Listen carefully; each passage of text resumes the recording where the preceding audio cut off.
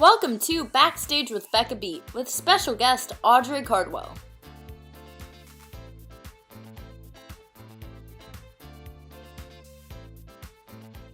Hi everyone, and welcome to this episode of Backstage with Becca. On this episode, this Birmingham, Alabama native graduated with a BFA in theater from Penn State University and has since toured the country in shows like Anything Goes, Elf, Cinderella, Bright Star, and most recently Falsettos, in which she played Cordelia. Please welcome Audrey Cardwell. Hi. How are you? I'm good. How are you? Good. I mean, as good as a person can be during a time like this. Exactly. As good as we can be. I'm glad to hear that. Yes. Well, I'm glad you could come on and join me on this. Me too. Thanks for having me. I'm so happy to have you on. I got to see you in Falsettos in Los Angeles. Good. Oh my gosh, I'm so glad. Did I see you at the stage door? Yes. Well, great to see you again, honey. Great to see you again. Good to see you again too. So, first of all, what have you been doing during this time to keep yourself sane? A lot of various things. I was in New York for the first couple months, and then in June, my boyfriend and I and my dog decided to go down to visit my family in Alabama, where I was born and where I was raised and where all my family still is. And we went down with the intention of staying for a couple weeks, and we've been down there for like 4 months. So we went to Alabama for a while. And I have my family and I have a niece and a nephew, and to have this like uninterrupted time available to be home is kind of a blessing. It's one good thing about this whole situation that is heartbreaking, but it is a good thing that's, I've gotten to have that family time. So other than that, keeping busy with my family, which has been really, really nice. At one point I was in like 5 book clubs, and that was awesome. Love that. Reading a ton of books. I'm not like a big TV watcher, so that hasn't really filled a lot of my time, shockingly. I've been trying to like keep up with, the movies that have been coming out, which now I'm like, I can't even remember one off the top of my head, but I'm sure I've watched a lot of great movies. And I've actually been building websites mostly just for my friends. And I'm very much an amateur. However, I'm learning, I'm like starting to kind of learn how to code. So I'm just kind of like flexing that new skill set. And that feels like a nice creative project that I've been able to pour my energy into. So I've been doing some of that. I got, my boyfriend and I got another dog. So we have another baby in the family now. So that he's taking up a lot of our time as well. So just, those are my big things that have kept me together. Did you build your own website, I have to ask? I did. Wow. That's did. Impressive. I know. I think I got that domain, like audreycardwell.com, in like 2009, I think. And I've like kind of like, sometimes I'll have the website, or through the years, for the past like 2 years, I've had it consistently, but since I bought that domain, I'll like kind of have the website on, and then sometimes I'll go and not want to deal with it and just kind of shut it off or whatever, but always keeping the domain. Yeah. And then in the past couple of years, I've become just like obsessed with fiddling with it and like learning how to make it pretty and make it great. And so it all started with me doing my own. And then I was like, okay, I think I can like maybe, help friends out and do this for friends. And yeah, so it's just kind of, I mean, again, I'm an amateur for sure, but I can kind of do it.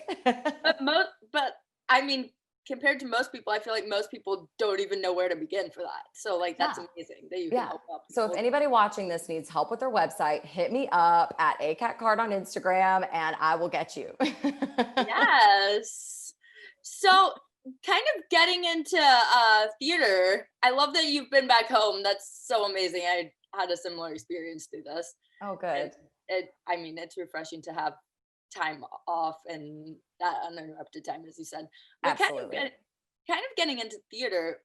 So have you always known that you wanted to be in theater and like be a performer? No, but I'd say when I was probably about like 13, 14, and I started to really love theater and need it. That's when I kind of started to realize like, okay, this is something that people do for a living. I think this is what I want to do for a living. And there was nothing else that I had any interest in as deep or as, important to me and my soul as theater. And so just as I got older, by the time I was 16, 100%, because at that point I knew I wanted to go to school for theater and I wanted to, pursue a degree in theater. So by the time I was 16, I was like, okay, full force, this is what I'm doing. But growing up, I think, I, of course, at one point wanted to be a marine biologist. Oh yeah. It was probably after the first time I like saw a dolphin. I was like, yeah, I'm going to be a marine biologist. When I was actually 5 years old, I don't know where I learned what an obstetrician was, but I was saying that I wanted to be an obstetrician. So that was my first dream. Which even now I'm like, okay, work. That would be I'm here for an obstetrician. If I didn't have to go to medical school, I think I'm a little past that. But yes. So by the time I was in my, teens and doing theater all the time, I knew then that it was what I was going to do. Yeah. Did you ever have an astronaut phase? Oh my God, no. I think I've always been, I love all things space, like every rocket launch, any, big NASA announcement. My family and I are still like, we'll watch the live stream, whatever. But from a very young age, I've been very intimidated by space, just in terms of like the void of it all. So I think I skipped over the astronaut phase because of that. I was like, it's too big, too scary, too fast. I can't. Yeah, I went through that phase and my parents were like, you're afraid of heights and you're afraid of like being upside down. So I don't think that's going to work out for you. Yeah, it might not be the way. Are you with your family now? I am. Oh, nice. And where are you from? Where do you live? I'm from Texas. So okay, nice. Good old Texas. Yeah, I thought I was going to come back for like 3 months and I've been here for like 6 months. Amazing. And where do you live normally, like full time? In California, Studio City, California. Amazing. Yes. I miss it, but eventually I'll get back. Of course. No rush. Not going anywhere. Absolutely. So what was the first theater show you were ever in? And when did you realize you could sing also? Oh, well, I always loved to sing, but I actually have a pretty bizarre vocal journey. When I was, I'm just going to give you the whole story. I'll try to make it quick. Okay. Like when I first started like babbling, like just as a baby, my mom, so I was I have an older sister. So I was my mom's second child. And just by comparison, she was like, okay, Audrey, her babbling like is so like raspy. I just had a really raspy voice. Obviously we can hear it. I still have some depth and it's a little, it's got some color to it, but it was super scratchy and raspy even as a baby. And just kind of as I started to grow and go in for checkups, my mom would kind of ask and be like, is she okay? It just sounds like so harsh and hoarse, and is something wrong? And the doctor was like, no, she's probably fine. She might just have, like a scratchy voice. And then by the time I was, I think 3 or 4, I actually was scoped, which, is a normal thing for singers. But as a child, that's not really something they're going to do unless they're looking for something in particular. And I did have nodules as like a 3-year-old. So I kind of, they don't know if maybe I just had them when I arrived on this earth or what. But I have my vocal cords, of course, no one is perfectly symmetrical, but mine are 2 different sizes. And so I've just had a slew of vocal health problems throughout my life. So I had nodules like kind of on and off. I wasn't doing theater until I was about 12. And so up until that point, I was just like taking dance, and I love to dance. And that was kind of my gateway into theater. But up until I started to do musicals, it was just like, okay, I guess I'm just going to have a scratchy, hoarse voice. And I love to sing in the car, and I love to sing along to all the cast albums of the shows we'd seen. There's like a little home video of me singing I Can't Say No when I was like 6. but I didn't have the facility because my voice was so scratchy and so it sounded like a kid with nodes because I had nodules. And so it was like it was like something I always wanted, and I remember when I saw the movie Selena, I don't know if you've ever seen Selena. It's the best. I was obsessed with Selena, and I would dance around with my brush and like try to sing. I also don't speak Spanish, so I would try to like sing the Spanish that I could hear. Terrible. I wish I learned Spanish. But I like wanted so badly to be a singer. I did. And as like a young kid, it wasn't going to happen just because of all this stuff I had going on vocally. And then the first musical I ever did was The Music Man. Ooh. It was a community theater production. And there was like a literal posting on a bulletin board. So, this is like old school. This is in the early 2000s. That my mom saw at my dance studio. And it was like, we're looking for dancers who want to be in a musical. And we grew up going to see all the tours that would come through Birmingham. And we loved musicals in my family. We just never really, we weren't involved in them. And we just hadn't, found the world yet. And my mom, came to me and my sister and was like, do you want to audition to do this community theater production of The Music Man? And we were like, yeah, we love The Music Man, the movie. So yeah, great. And we auditioned. I was actually telling this story to my friend yesterday. I sang an old, a Christian, that's actually a contemporary Christian hymn. It's called Sanctuary. Okay. The lyrics are, Lord, prepare me to be a sanctuary. And that's the song I sang for my Music Man audition. Love Which, it. Looking back, I'm like, why didn't I sing I Can't Say No, one of the musical theater songs that I knew at the time? But whatever. I guess I needed, to call upon the higher spirits. Hey. I don't know. Hi, Lottie. Oh, is there a dog? You're my little puppet. Oh. Yes, hi, Pumpkin. Hi, What Pumpkin. kind? Oh, this is my friend. So I'm currently in a house with two of my friends, and this is their dog. Her name's Lottie, and she's a Morkie, so she's like a Yorkie Maltese. She's amazing. Lottie, come here. Oh, she ran away. Oh, come here, honey. I heard my name. Camera shy. I literally went to pick her up, and she was like, "Nope, about face." No. I don't want to be on the camera. You have to pay me on the camera. Yeah. I need my agent to okay this before I go on film. Okay. Yes. And so from there, I was like, I loved telling stories, and I loved being a part of these musicals that I had grown up watching. And I really just did like community theater for the first year or so, and then kind of found my way to the professional theater company. We have kind of just one holding down the fort in Birmingham, or at least we did at the time. And they have like a youth training program, and they have, like a summer workshop for kids doing musical theater. And then they also have like a year-round performing ensemble that like represents the company. So it's kind of this educational thing underneath this professional theater company in Birmingham. And so that was a really wonderful, like the doors flung open in terms of exposure for me, just learning like, oh, okay, this is how we're going to do a professional show. This is how this works. This is, just from, 13 on, I was really involved. And the name of that company is Red Mountain Theater Company, and they're still going strong in Birmingham.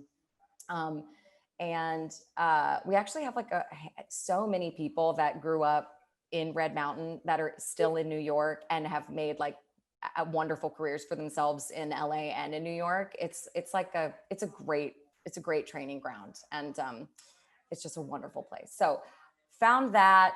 And then through the years, my voice kind of started to get healthy a little bit, and I could kind of make it work. And then when I was 16, I developed a polyp, which is like, it can be pretty bad. A lot of people will just get surgery.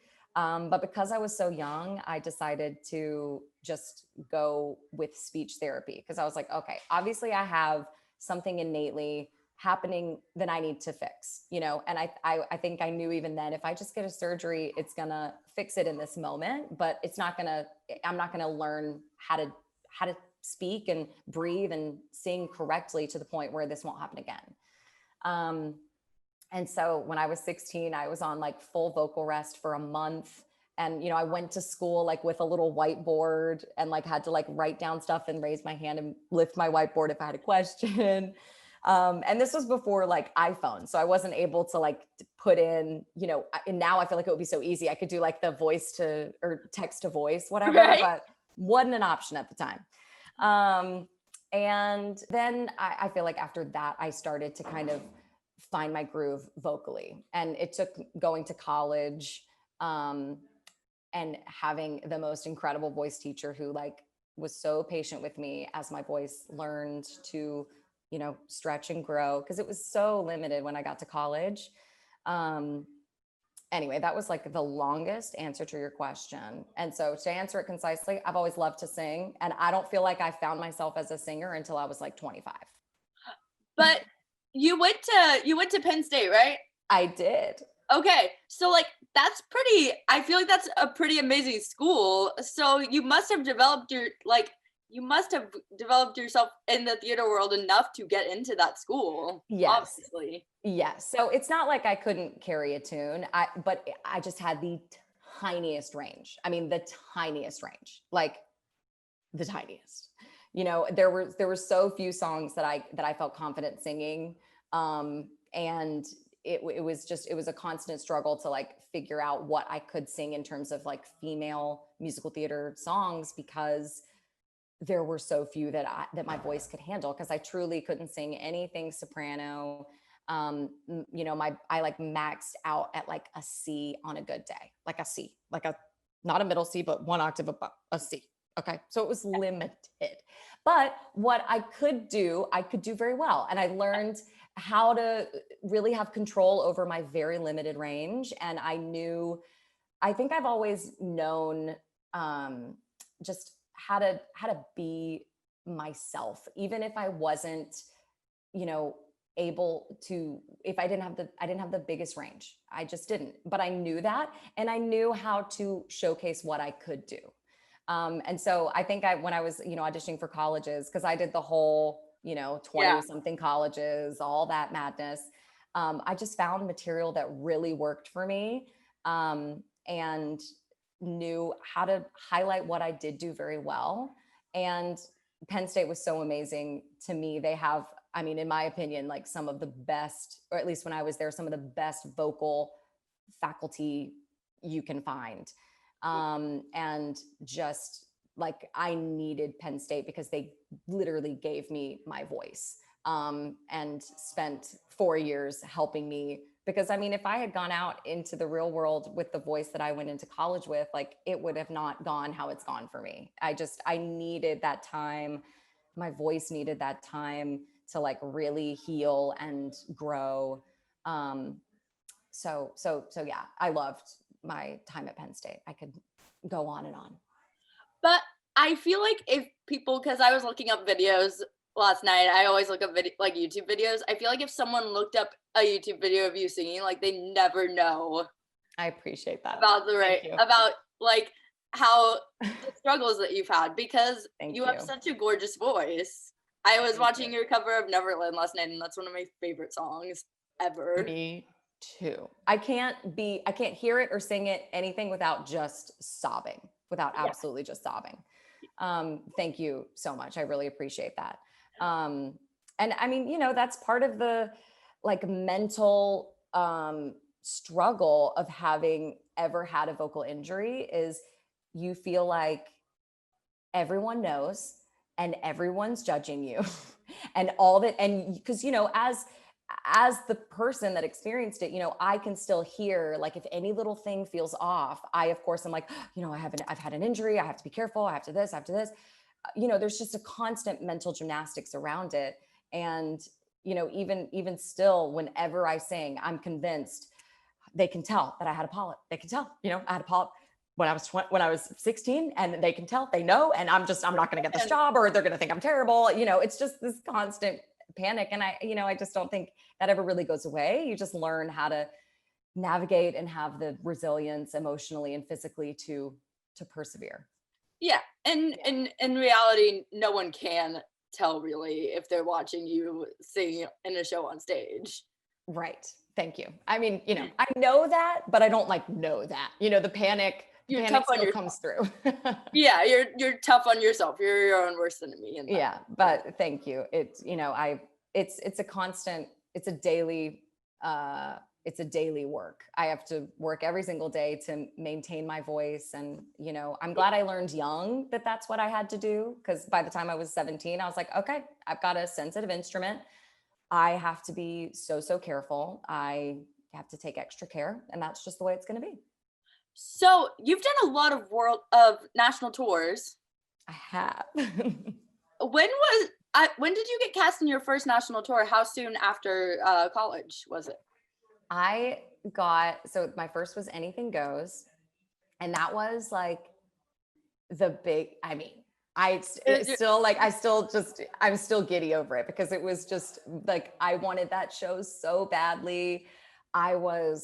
Oh my God. So I auditioned for it like a week after my showcase. So it was May of 20. I'll give away my age. I don't care. I graduated college in 2012. So it was May of 2012. And I actually didn't, I kind of love this story. This is just like a little, it doesn't always go the way you think it's going to go. So I was auditioning. I was in just kind of for the ensemble. And then they were having me audition to cover Hope, which at the time, fresh out of college, I was still very like nervous using my like soprano.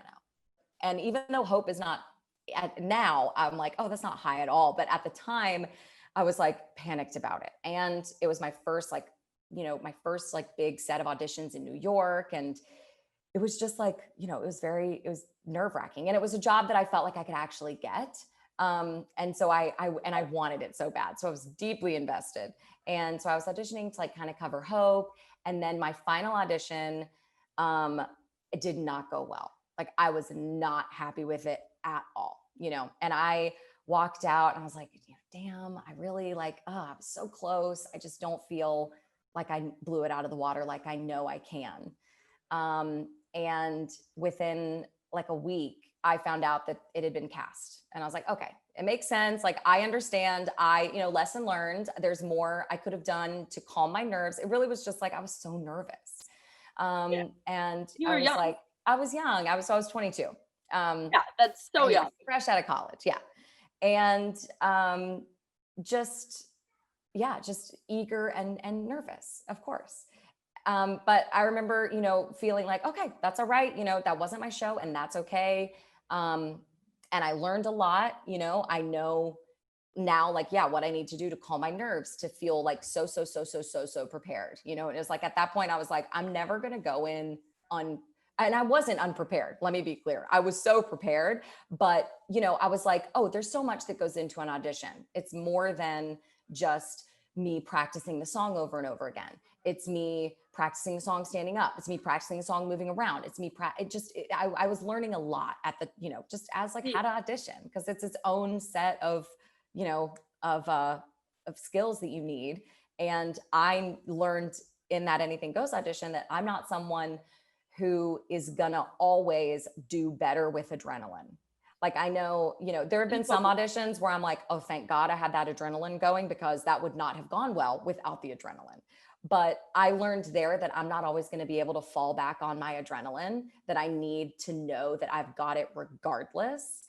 And, and again, I was prepared for this audition. It's not like I was willy-nilly about it. I kind of like, dug my feet into the ground. It was like, okay, so auditioning, I got to be the best at these auditions. I've got to figure out how to be so strong in these auditions.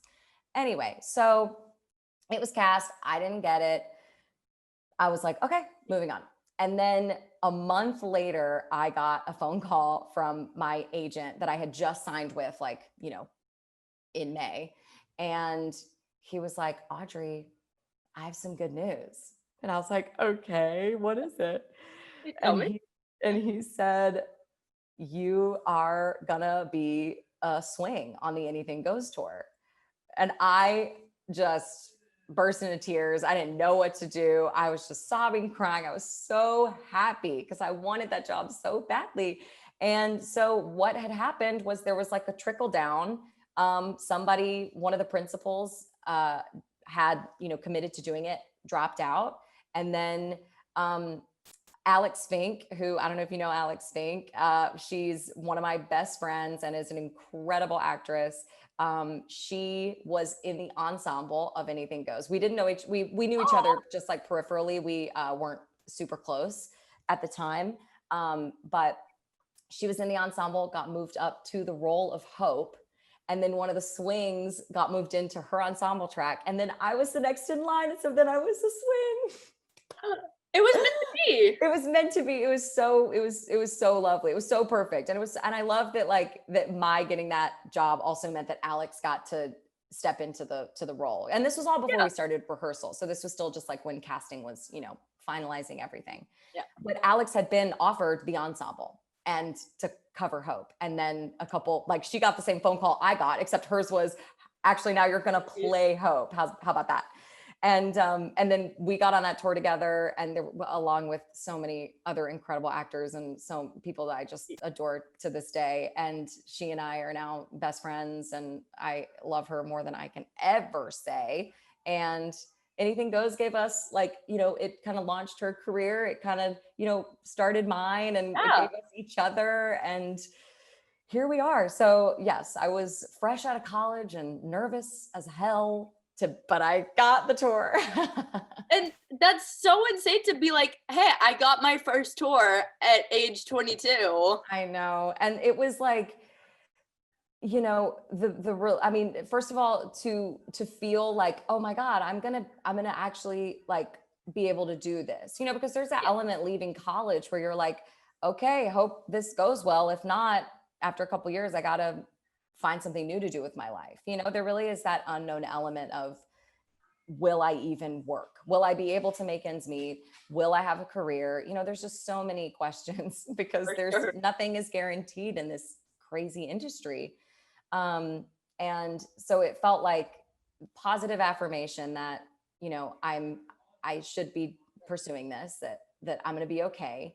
And also I was like, okay, I'm not going to have to move and be broke in New York. I have a job. I can pay my bills. I can save money.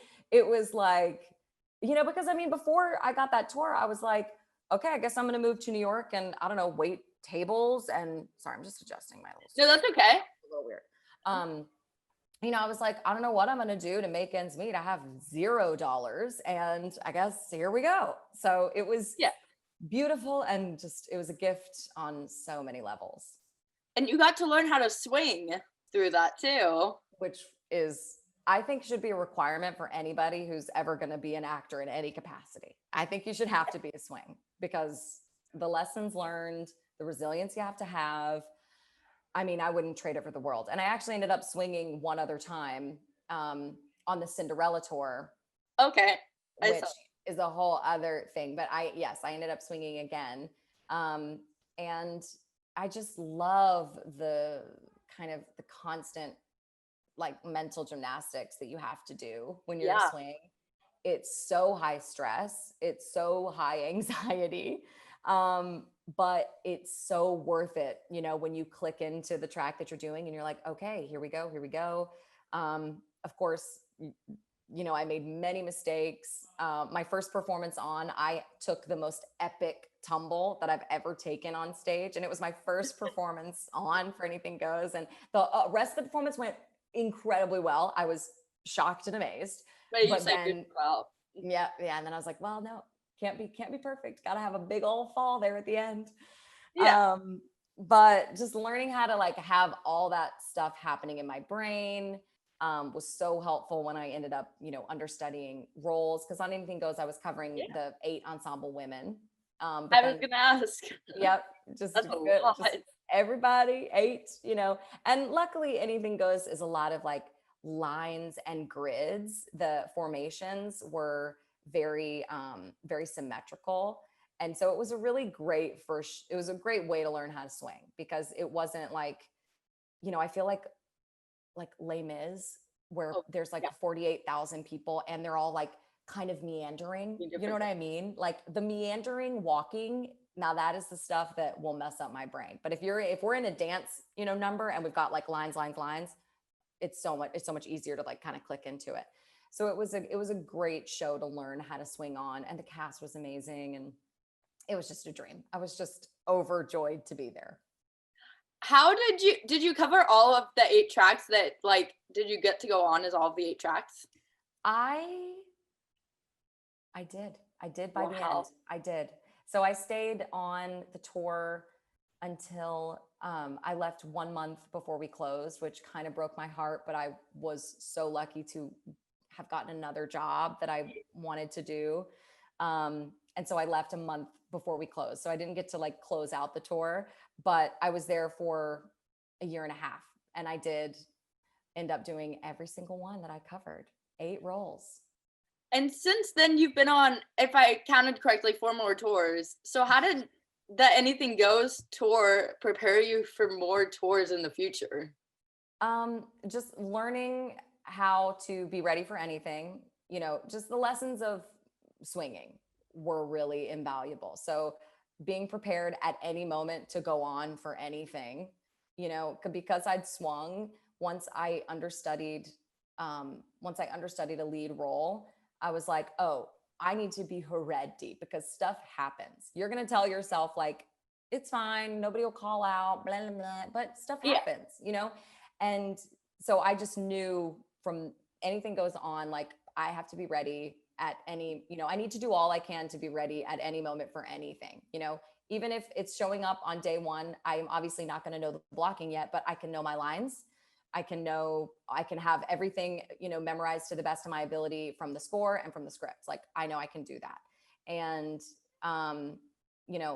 I kind of have like an obsessive brain in that way. Like I kind of like itches my mind if I don't have things really, really memorized. Like I just don't work as well if I'm like half in my script.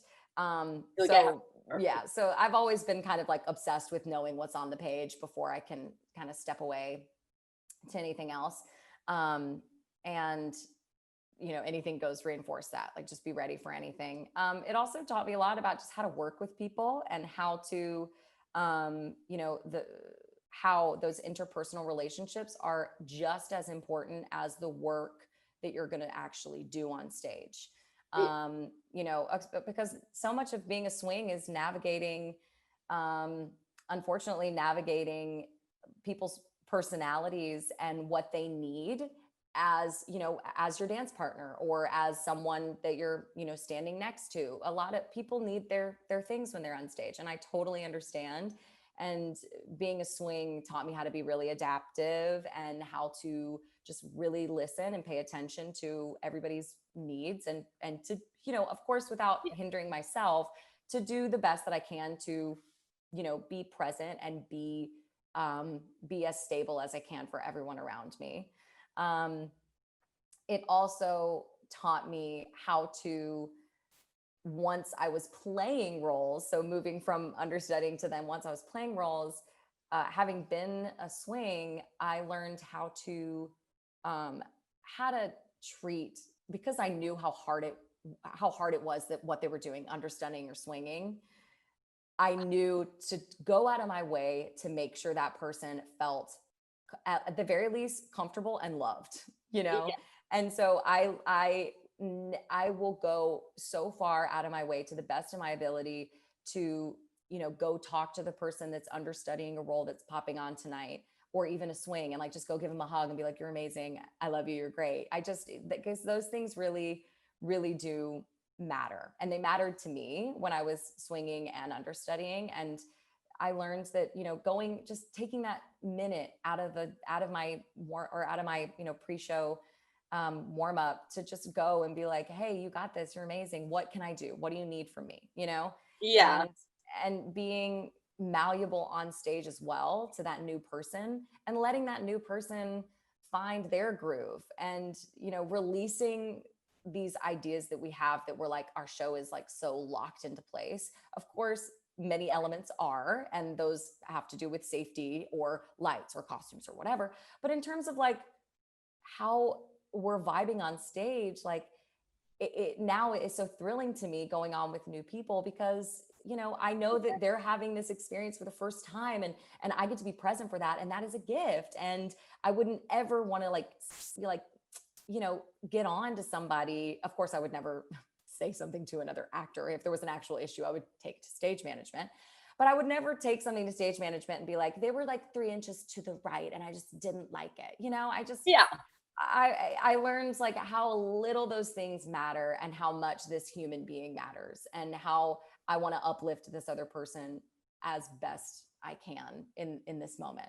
And also just like just knowing how to talk to people, how to take notes. I learned how to take all the notes being a I'm sure that's helpful.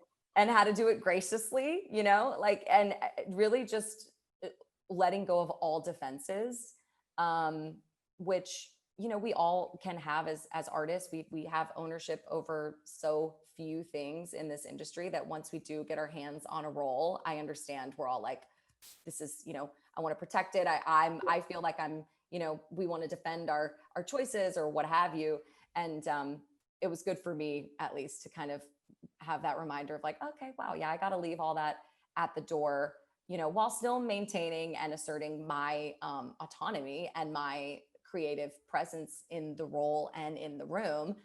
There's a fine balance to, you know, keeping a good, positive work environment. And a lot of it requires just dropping the ego. Yeah. And I mean, also the audience can see the chemistry between people on stage. Absolutely. And it helps them enjoy the show even more. Absolutely. I'm like, what are we doing? We're telling the story of humans. We're telling the story of whoever the humans are, but it's a story of people. So let's just be our people, and we're all going to be different every single day. Yeah. It's going to be different. So what was your journey on the Cinderella tour like? Because I saw you did a lot on that tour. I did. Like one thing to another. I mean, how quickly did that happen? Well, I was on the tour the entire time, which was, let's see, it was almost 2 years. I guess it was like, let's see, we closed. Oh my gosh, my math is so bad. We opened in October of 2014 and then closed in May of 2016. Yeah, so it was almost 2 years. So I was on the show the whole time. So it was a nice long journey. I started and I was in the ensemble and I was understudying Cinderella and Gabrielle, one of the stepsisters. Okay. So that's where we started. And that was another just like pinch me moment. I was so happy to be there. I couldn't believe I was getting to cover that role. Like I couldn't believe. I mean, I remember I got like the audition to go in to cover Ella, and I called my agent and I was like, is this a typo? I think this might be a typo. And I wasn't even like trying to be funny. I was genuinely like, I'm just going to assume they meant Gabrielle. And my agent was like, no, they meant Cinderella. And I was like, oh my God. Because again, I was still so much in the mindset of like, I'm a dancer, I can sing, but I'm not going to play leads. Like that really wasn't, when I got out of college, I didn't feel like I would be playing roles. I was like, I'm, you know, an ensemble girl. Yeah. And, you know, I can hold down your vocal lines for sure, but I'm not going to be playing Cinderella by any means. So I was just thrilled to be covering and to be there. And I loved that show so much. And so yes, my journey began ensemble, covering Cinderella, covering Gabrielle. And I went on a handful of times for Cinderella. It was Paige Foray played Ella when we first started the tour, and I adore her. She's also one of my dear friends, love her so much. And she had a planned personal day, like a month into the run, a month after we opened. And so you were prepared. So I was prepared. And so 2 weeks before that personal day, you know, they told me you're going to be going on. So, you know, I'd had rehearsals. I had a full put in like 2 days before, you know, so I knew everything. I was ready. Also, again, because I had been a swing, I showed up day one of rehearsal and I was like, I could probably go on like today. I was, and I was also just obsessed with the material, and I loved doing it. And I loved that I was like maybe going to get to try my hand at this role that I never thought I'd get to try. So I was just so excited and loved working on it. Like, loved pulling out my script and just like staring at my lines and reviewing them. I just loved it. And so I was ready and I did my first performance, and it was, it was amazing. It was so much fun. I mean, I don't know how it went like from the audience perspective, but I had a blast. I'm sure it was amazing. I mean, it's really fun. Every child's dream to play Cinderella. I know. And I've never even been a girl to be like, I've never like felt drawn to any of like the princesses. Like, I was never really like into like the frilly like princesses. But as soon as we started Cinderella, I was like, oh my God, I'm a princess. And I was like living my dreams that I feel like I never even had as a child. I was like, okay, I get the hype now. Yeah. It was so fun. And also the creative team really was, they let me be me. Because I think as soon as I open my mouth to speak or sing, I'm not going to sound, I'm, just looking at like Laura Osnes, who originated the role, I'm obviously very different. And my voice, as soon as I talk, it's going to be like, oh, this is not the squeaky clean princess we maybe had in mind. And, in that regard, I kind of think the creative team took a chance on letting me understudy the role, even because, I really don't have that squeaky clean kind of vibe about me.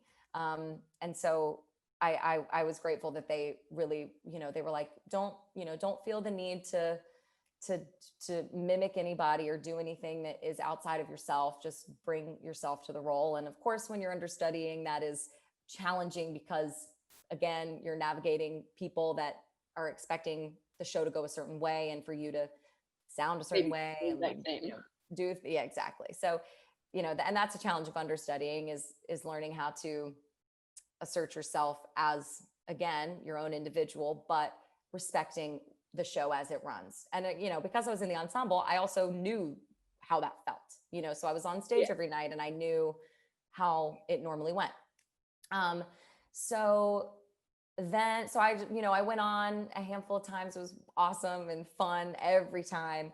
And then, our Ella was, gonna take, she had her son on tour, and he was 2 at the time. Obviously it was stressful. He's amazing. Yeah. And it's a really demanding role. I mean, you just don't leave the stage. And she was going to take some time off, and so she took 3 months off, and they asked me to step into the role, which again, I was like, what? Really? Like, why? I couldn't believe it. It was just so wild to me. I couldn't believe it. And so I then assumed the role of Cinderella, and I signed a whole new contract, and I was like playing the role. And I did that for, I think it was like 12 weeks or something. Wow. That's so fun. It was amazing. And that was my first time playing a role outside of college, like actually playing the role, like playing it, not stepping into it as an understudy, but showing up to work every day and being the role. So that was incredible and magical. And it was a great kind of stepping stone in that way, because I knew if I can do this as an understudy, I can do it 8 times a week. And it built my stamina. I kind of learned like, okay, what do I have to do to take care of myself to make this happen 8 times a week? And, but it was in a company that I already knew and loved and felt safe in. So it was like, very challenging. And, it is a difficult, just in terms of like your presence on stage, you just never leave. But I felt supported and loved and cared for as I kind of learned that new world of navigating how to play a lead role. And so then after that, I went back to my ensemble track after that, which was awesome, you know? And Yeah. I think I remember some of my castmates were like, is it weird? Is it like sad? And I was like, no, I No. still have a job. Like I have a job I love and I got to do this amazing thing. I knew it was only going to be for a short chunk of time. And I am nothing but grateful. And now I get to go back and play with all my friends and be in the ensemble and have a great time. And I was like, I loved going back to the ensemble because something that you don't really realize until you're doing it is playing a lead, especially playing like a lead like that. It's really lonely, because you're on stage or you're alone. And, it's like I was on stage or I was changing my clothes or I was sitting in my dressing room for intermission. Like that was it. And to go from being in a social, girls dressing room and chit chatting with my friends all the time and having all this downtime, while we're, changing costumes and sitting together backstage in our gondola or whatever. I went from that to then just being like by myself. And I was like, oh, okay. I see. This is something else that we have to learn to navigate as principals is you're alone a lot more of the time. And it can be kind of lonely. It's especially, when you're tired and you want to like feed off the energy of your cast. And before the show, you're like alone in your dressing room. It can be challenging. So I would always make it a point to go around and like talk to people and see my friends before to kind of fuel my, my social and it helps you needs. energy wise. Exactly. And it's just good to remember like, oh yeah, I'm not just going out there and doing this thing by myself. I have, we're all in this together. We're here together doing this. Did you have kids address you as Cinderella after the show ever? Yes. Okay. Yes. And I also, when I was in the ensemble, the dress that I wore, so William Ivy Long designed the costumes for Cinderella, which were incredible to say the very least. And the dress that I wore when I was in the ensemble was he designed to look like Disney's Cinderella cartoon.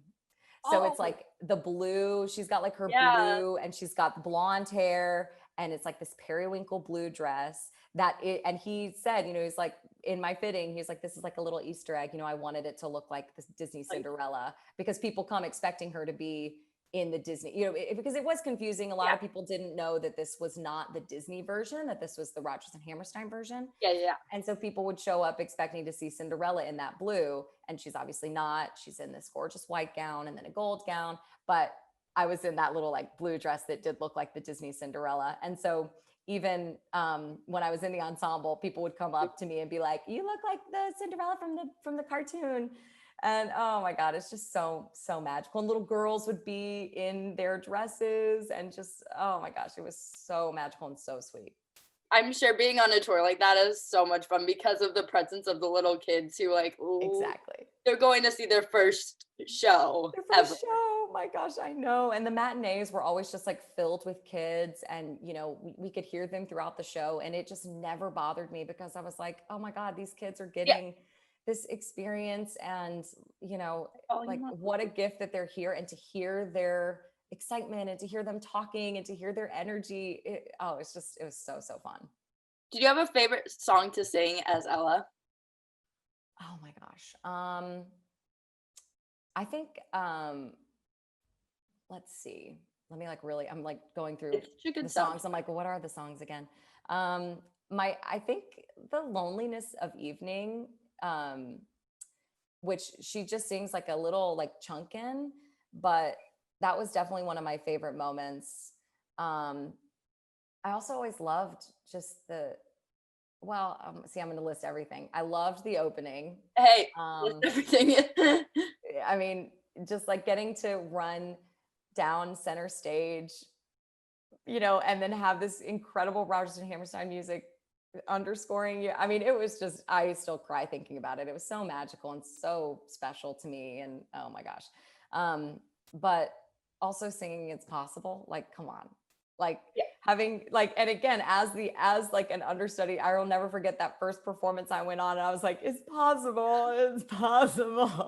You're like sobbing the whole time in the audience. Yes, they're like, wow, she's really feeling this. And, because you kind of, Audrey creeps in and is like, oh my God, I'm having this experience while, you try to, obviously staying focused and staying, present in the moment of the show. But I always have those moments where like I go back to like, Audrey, this is happening. This is a moment in your life. This is really, really cool. Yeah. So those are some of my highlights. And I just realized that I never even finished the story because I'm so talkative. Sorry. I love it. That after I went back to the ensemble, and then a couple months later, one of our swings was leaving, and I asked to swing because my body, I had been doing like the same thing for a year at that point. And I just kind of wanted to change it up, and I wanted something new, and I wanted a new challenge. And so I asked Josh Rhodes, who was our choreographer, I just sent him an email and I was like, hey, would you want to consider me to be the swing? and he was like, yes, that's so much easier. Thank you. Yeah. And then they, kind of chit chatted about it. And then, so then I moved into a swing position. So then I was covering like, I can't remember how many, but I was covering all the ensemble women as well as still Cinderella and Gabrielle. So I covered like, I think by the end I did like 10 or 11 roles. Cinderella. It was so wild. It was so fun. It makes, when you go into audition for stuff, it makes for like, oh wow, she can handle anything. Right. And I do think that my resume it's kind of all over the place. And I think sometimes it's a little confusing. They're like, we don't really know what to do with you, because it is like, now it's like swing, Cinderella, ensemble, understudy. And then it's like Cordelia, but also understudy Trina. Alice Murphy. It's kind of all over the place. And speaking of that, you went on to tour in Bright Star, which I did. I was listening to the soundtrack last night, and it's like so different from anything you hear on Broadway, really. Yeah. There's not a ton. Did you see the show? I didn't. I wish I did. Shortly lived on Broadway, sadly. Yeah, I wish I did, and I wish it would come back. Why do you think it was like so underrated? I mean, it came out the same year as Hamilton, right?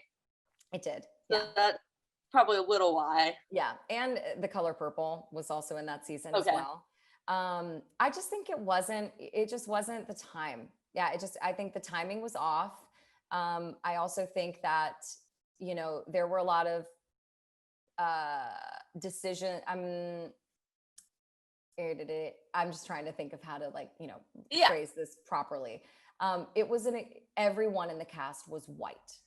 And while that is historically accurate, I just don't think that's a proper representation of any kind of American story at this point. And I think that, at least for me watching the show, I wished that there had been a more diverse representation. But, it also is just looking at the piece itself. It is very niche, like you said, there's nothing like it. It's not even, you can't even really call it country. It's not really bluegrass. It's kind of a mixture of all things. While we were in rehearsal, I learned that the term that the creative team likes to use for the style of the music is Americana, which is just kind of broad. It's a very particular piece. And it's also, it's Steve Martin. So it's got this incredible element of comedy while also having some really heavy stuff going on. So it really is kind of just all over the place. And but I think mostly it was really just timing. It was really just timing. And it's such a beautiful, special show. But I think it just needs to be under, also maybe it just shouldn't have been on Broadway. Maybe it should have been off Broadway. I don't know. But certainly Carmen Cusack did not go unnoticed. Hallelujah. Because she is a force to be reckoned with. And she was nominated for a Tony and which was more than deserved for her. But I really think it just kind of came down to timing with Bright Star. What do you think made it? Because I think the fan base who did get to see it loved it so much. Yeah. From what I've seen on social media, which I was like looking up posts on social media about it last night, and people were like, "It's so underrated. Like I wish it had lasted longer." Yeah. it, like, as you said, it came at the wrong time. It came, like, it was around when Hamilton was around, and Hamilton kind of got all the publicity at the time, Yeah, which, I mean, Hamilton's amazing, but, of course. uh, so what do you think made it so special to the fans that got to see the show? I really think it's because it feels like this secret, and it feels like because it is so just it's kind of overlooked in a lot of ways. I think the fans that we do have are so devoted because it feels like this little like club that nobody is even like Yeah. interested in being a part of, but the people that are in it are like, we know, we see, we get it. And I also think that it just has, there's just something about the energy of the show where when it hits you, it hits you like so deeply that you really have no choice but to be invested in the story and invested in the people and invested in the show. And I know I felt that way. I mean, after the end of Act One, I saw the show in New York when I was, I had nothing to do with it. I didn't even know there was going to be a tour. This was like a year before. And In full circle. yeah, came full circle. And I remember sitting in the audience and, excuse me, I bought the cast album sitting in my chair at intermission. Like curtain came down and I was like, I have to get this cast album. Who is this woman and what is this music? I am obsessed. I am obsessed. Yeah, so I just think there's just kind of something in the pulse of the show that draws people in, and the people that it draws in fully and completely. Yeah. And it must have been amazing getting to take that on the road and getting to give it more exposure with Yes. audiences around the country. Where did the audience, do you think, receive it best? It really was well received everywhere. We, selling, I mean, even on Cinderella, which you'd think would sell out every single house in America, it's hard to sell tours these days, at least in my experience. I mean, again, unless you're like a Hamilton or Lion King, you're gonna have sometimes performances where the house isn't full. It's just kind of part of it. And so, we certainly weren't selling out every house, but after every performance, so many people would come up to us and just say how much they loved it and how moved they were and how they wish more people knew about it, how they wished that it had lasted longer in New York, and just, how much they loved it. I think another thing that's interesting about Bright Star is that it is, as is everything, it is flawed. There are some flaws in it. And there are, I know if I were in charge, there are some changes that I would make. And I think that some of those flaws are like impossible for certain people to overlook. Whereas, you're not going to pick apart the flaws, also that's subjective, but you're not going to pick apart the flaws in Wicked because on the whole, there's so much, first of all, there's so much like positive, positive affirmation around it. And, it's like so widely accepted as a hit. At least now, it wasn't when it opened, but now. Oh yeah. Which we love. We love it when it's like, oh yeah, you like it now because you didn't like it when you wrote that review. In 2003, yeah. Yeah. And I just think that for some people, the issues, again, I use that knowing that it's subjective, the issues present in Bright Star are just impossible for some people to get over. I think there's also a sense of like, it's both very grandiose and very real and raw. And it kind of fluctuates between that world of like grand comedy and then very like, very grounded truth.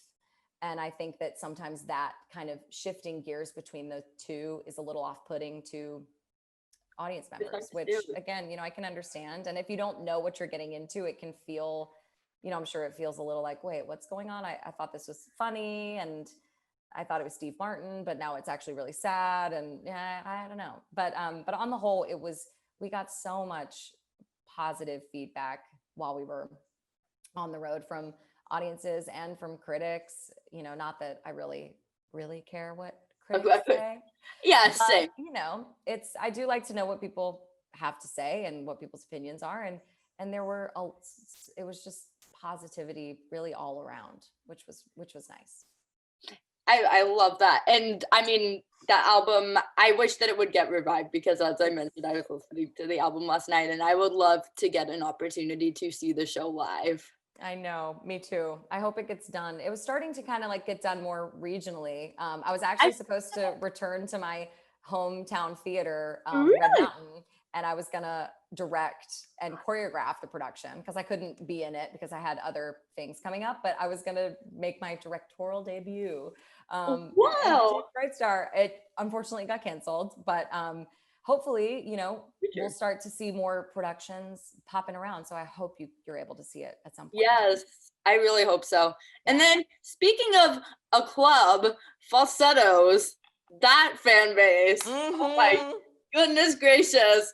I didn't know what I was getting myself into when I went to see it for the first time personally. Okay. And I went and came back as people do with that show. Yep.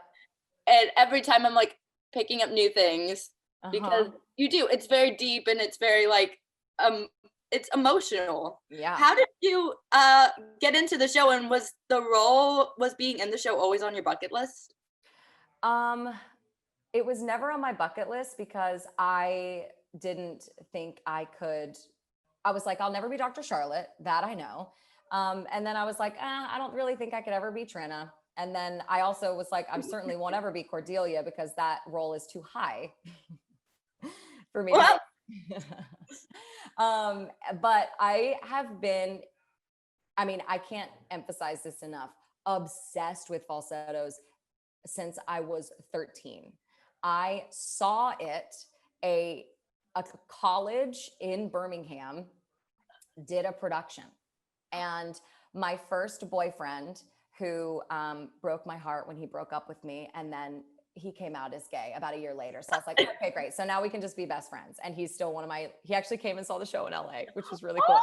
But my first love, Will Lacey is his name. He was Jason at at the college in their production.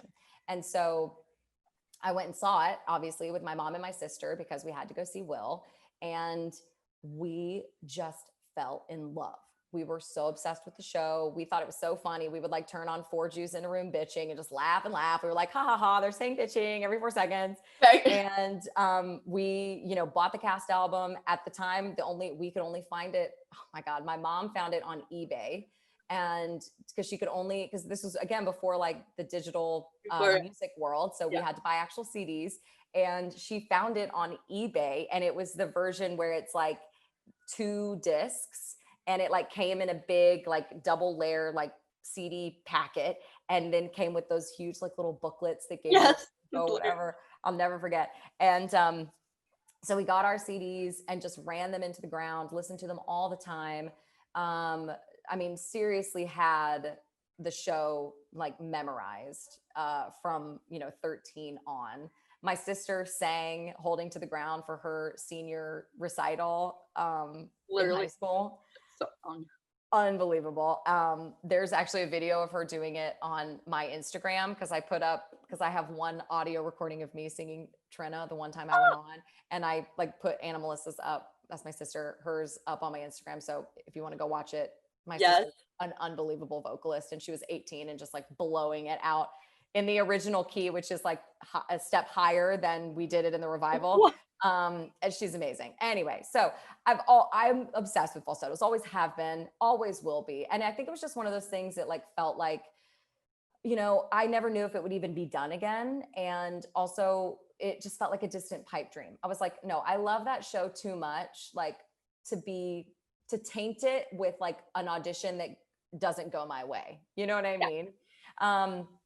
And so even when the revival was happening in New York, I was like, oh my God, I love falsettos. I love falsettos. I actually didn't see it. I was out of town. But I didn't even have it on my radar as something that I would do. And then when I got the audition, I actually had booked another job that I was so excited about. And I turned down the Falsettos audition. Oh. And I emailed my agent and I was like, I don't think I want to go in. Like, I love this job I have. It's one of the funniest, my agents still give me a hard time about it because that was like, I didn't want to audition because I already had a job. And also the audition was for James Lapine. And that was extremely intimidating. And like I said, I was a little bit like, I think Cordelia is kind of just out of my range. Like I don't sing, like, I don't do the high belting stuff. Like I can give you legit soprano, but I'm not trying to like, that just gives me agita. And so I wanted to turn down the audition because I didn't want to, stress about this highly stressful audition that I was going to have for James Lapine. And my agent called me and was like, that's the most ridiculous thing I've ever heard. This is Falsettos and this is James Lapine and you're going in whether you like it or not, basically. And thank God they did. We're dragging you. We're dragging you. You're going in. And so I went in twice. It was the first time I walked in, it was so old school and awesome. Like James himself, came out into the hallway and was reading from the list of people signed in to audition and was like, okay, great, Audrey. And I handed my headshot and resume to James Lapine. That's just old, there wasn't a casting director. Yeah. Obviously casting was in the room, but James was running it. And I was like, this is old school, awesome. This is old Broadway shit, excuse me, stuff. Good. No, that's okay.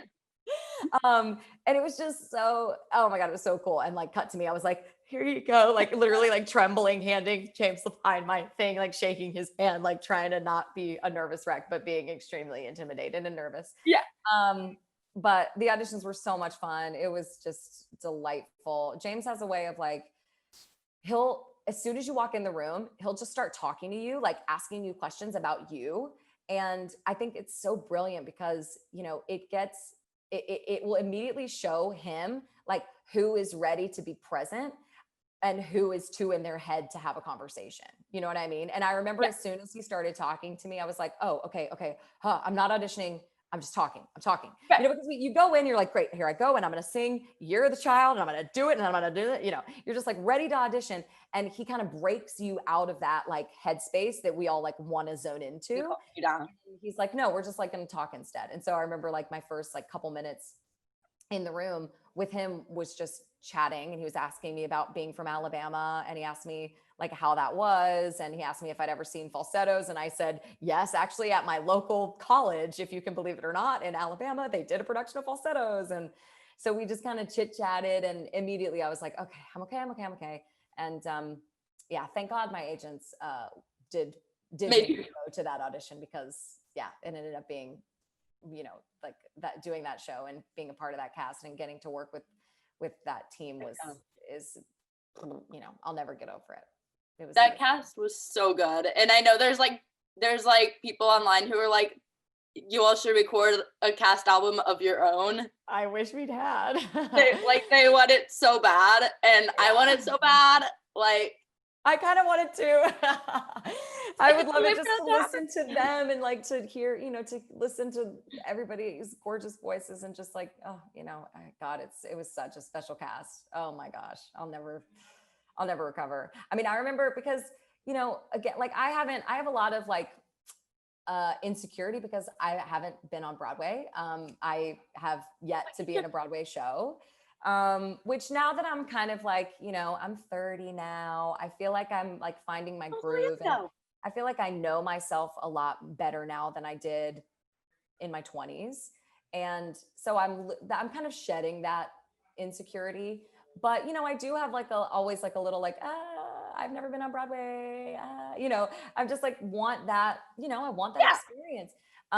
And so when I found out that I had been cast, I was like, okay, great.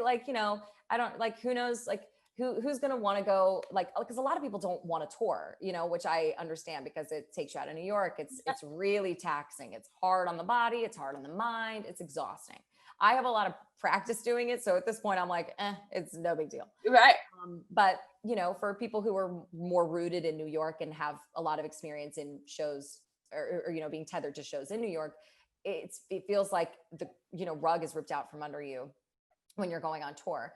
And so, I was like, okay, I'm like excited to see like who the cast is, whatever. And then when I found out that it was the cast, who it was, I burst into tears. I was like, oh my God, I'm going to be playing opposite these people.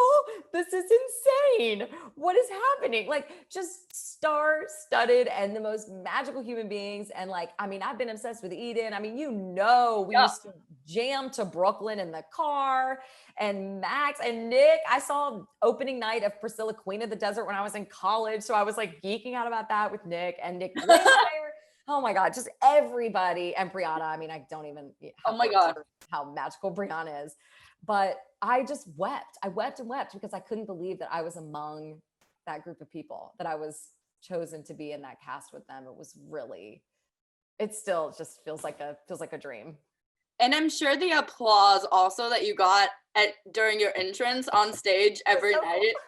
Yes, as I said, I saw it multiple times, and every time when you all entered, that applause that you got in the second act, it was like, I feel like you had to like pause for like 3 minutes. I wish we had been able to and just be like, what? I mean, because we were told, like, you guys will probably get some applause, just be ready. But that was in New York, and just, New York audiences are very different from audiences on tour. And you just kind of never know, like, you never know. And also it was like, Betsy Wolfe and Tracy Toms, like, I mean, icons. And of course, Brianna, I know, is an icon. And so I was like, I know Brianna will get like hoots and hollers for sure. But we didn't know if that was going to be like a consistent thing. And it, every night without fail, we got that. I mean, the first couple times, like, it was hard to sing, because we're supposed to come out doing this like, ooh, wow. And the first time it started, we were just like, ooh, like, couldn't even sing. I was like, what is happening? It just felt like we were, in a rock concert. It was wild. Did you have anyone come to Stage Door with like special stories? Because I know this show is so deep, like so meaningful to a lot of people. So many young people finding their way with their gender identity and with their sexual identity and all of these things that are just so unbelievably hard to navigate, just would come and pour their hearts out to us. And it was so special, and they would tell us like what the show means to them and how it's helped them and how it's helped them love themselves. Because, you see a lesbian couple, that's huge. You see a gay couple, that's huge. You see, a woman having gone through a divorce. You see so many different things happening and they're not, and they're almost normalized, and not that they're losing any of their weight or value or of how impactful those life experiences are, but it's just like, oh, people have gone through this before me. I can get through this. Yeah. And while we were in San Francisco, actually, we had so many heartbreaking stories about people who had lost loved ones and friends, lovers, loved ones, family members to the AIDS crisis back in the 80s and the 90s. And, we had so many people come and tell us just what a cathartic experience it was to see the show and to kind of relive that, that loss in a way, and kind of go through the emotional expulsion of that energy and that sadness again. And to be, because by the end of the show, there is not a dry eye in the place. No.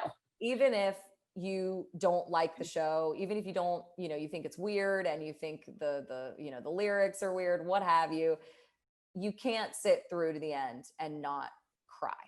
And so I think for people that had a personal experience with the AIDS crisis, to be in a room filled with people crying along with them and knowing, and even if it's not about that exact, obviously same loss that they experienced, but just to kind of be in a group of people where everyone is collectively crying, it's so powerful. And, I think it restores humanity. I know it did for me. And it just reminded me every single time. I was like, no matter where we all came from, no matter what we're going through, no matter what is happening in the outside world, we're sitting here together being vulnerable with each other and crying and being sad, and we're all thinking about something different. I know we are. I know I'm thinking about what I'm thinking about. I know everybody else on stage is dealing with whatever they're dealing with. It's cathartic for all involved. And I think that collective vulnerability of being open emotionally and letting yourself feel is so powerful and is so important. And that's why theater is so important and why falsettos is so important, because there's so few experiences in the theater like that. So it was really hearing those stories and that people felt comfortable sharing with us. That is an honor to me, and it was beautiful, and I'm just so lucky to have been a part of it. And you got to portray a character that, like, I mean, there was so much positivity around that character, no matter how tough things get in the show. That your character is always positive and or trying to be. Exactly. Which is so fun. So when Broadway comes back and you get cast in a Broadway show, what's your dream role? Oh my God. Well, I actually was right before the shutdown. I got my first Broadway offer. So it was going to happen. And I'm holding out hope that it will happen. It will. It's a show that's like hasn't been announced, so I can't really share what it is, but we were going to have our out of town in DC, and then we were going to move into Broadway a couple months following that. So fingers crossed, but I was like, oh my God, finally it's not happening, but I got the offer. Let's see though, like dream roles for real, Wicked and Glinda. Like I was going to say, like I have to do it. Yes. I want to do it so badly. And, I think a lot of people are like, I don't want to do, whatever. People have done it. I want to do it so badly because I have so many ideas. I have so many things that I want to try. I have so many things I want to do. I want the challenge of it. I want, I'm just also obsessed with Wicked. I love that show so much. And so I would love to play Glinda. I could see it happening, and I would love to see your Glinda. Thank you. I want to see the ideas you have in mind. That character is so fun to watch different people play. I know. I mean, the rabbit holes I go down on YouTube where I'm like, I'm going to watch a popular compilation for 3 hours tonight. Right? I'm still just like such a theater geek at heart. I can spend hours on YouTube watching Wicked videos. So. And it's like 1:00 when you start, and then by the time you finish watching, it's like midnight, and you're like, correct. Wait, I forgot to. I guess I'm like, I spent my day doing that, and that's a day well spent. I can't be upset. Okay. I can't be upset. Yeah. So what are you looking forward to most when theater comes back? Because obviously it's on a break. It's kind of like live theater isn't happening right now. Right. And I mean, it's so needed. It's so needed. How do you think it's going to be different? Oh my gosh. I now that I don't even know. I think it's going to be, very different. I think it's going to be a challenge for a lot of us, because I think that our idea of normal is going to be kind of just, it's going to be a long time until we get back to that point. Just, respecting the pandemic and what's happening. And, I think it's going to be a while until we can like really return to what our ideas of normal were. But so I really don't know how it's going to look. I know we'll get creative, and I know we'll make it happen. With whatever the mandates are, whatever the restrictions need to be, I know and trust that our community will get creative and we'll make it happen and be brilliant about it. And some magic will occur and we will persevere. I know that. I think I'm most excited to connect with our people and, see my friends and to see them in our space, whether it be an audition room or a rehearsal room or, God willing, on a stage in front of an audience. I'm just so, I really do just kind of get teary thinking about what that's going to feel like that first time back performing. I'm excited for it. I know it's going to happen. I know it's going to be beautiful. There's gonna be sobbing. Oh yeah. I mean, it's basically going to be, I think, 3 hours of an audience watching a cast cry their way through a performance. Oh. At least if I'm on stage, that's what it will be. It will be hard to do anything but sit there and cry tears of joy. Yes. But yeah, the connection with my fellow comrades and the audience, that's what I miss the most and I'm most excited for. And you're right, people make things happen in this industry because virtual theater has been such a huge thing during this time, and it's been so important to so many people. Absolutely. And helped people get through this time. Yeah, and I know we'll continue to find new ways. We always grow with the times. We shift and grow with the times, and we'll continue to do it now. And I look forward to seeing how it ebbs and flows. Yes. And then lastly, do you have anything that you'd want to promote that you've been working on during this time, whether it's theater related or not? Not really. I've had a couple projects that I started to work on, but they've all kind of been pushed and they've just been personal projects. So at this moment, no, but I will say that on March 15th of 2020, I was supposed to have my solo show, my first ever solo show performance in New York. It was obviously canceled. But I have, ideas, and I'm starting to kind of think about pulling that from the archives and maybe doing some kind of digital release or I'm going to have to obviously record it and do all that. So I don't have anything at the moment, but stay tuned because I feel like I will eventually crawl out of my hole that I've been in. I feel like I've been kind of hibernating, just creatively. And I think I'm going to come out and do my solo show or some version of it that I was working on. Yes, I love that. I hope we can get to see it at least virtually. Me too. I think I was that kind of idea was thrown around a little bit soon, after we canceled it. And I kind of just put it out of my mind. I feel like so much other stuff in the world started happening that I was like, oh, I'm just kind of diving into this. And me and my creative endeavors are going on the back burner. Which I don't necessarily think was a great choice because, I am a creative person and I was itching and getting kind of agitated without my creative releases. But that's just kind of, what happened. And now I'm starting to kind of like I said, kind of crawl out of that little hole I was in. And I'm like, okay, yeah, all right. I am a creative person and these are the things that I love to do. And I think it might be time to try to go digital with this whole thing. Yes. So where can people follow you on social media to keep up with what you're doing and to find out when this is going to go digital? Yes. Yeah. I like that. When it's going to go, not even if, it's when it's going to go. My Instagram is at KAT card. And that's really kind of where I do all my social media blasts. I also have a Twitter. It's the same handle, but I'm not really active on Twitter. I really just stick to the good old Instagram. So you can find me on Instagram.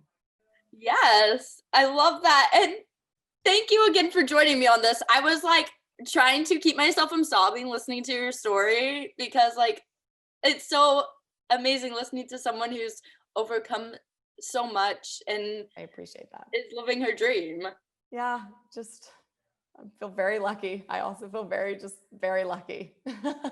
And I can't wait till you make your Broadway debut. And thanks, babe. Me too. It'll be great when it happens. It's gonna happen. Worth the wait, I'm sure. I'm gonna be it's today. It's today. In my phone. Well, so awesome. Thank you so much for having me. This has been so much fun. Thanks for watching this episode of Backstage with Becca B. You can follow me on Twitter and Instagram at Becca B Talks TV. Or for more exclusive content from this interview and more, you can follow me on Instagram and Facebook at Backstage with Becca B.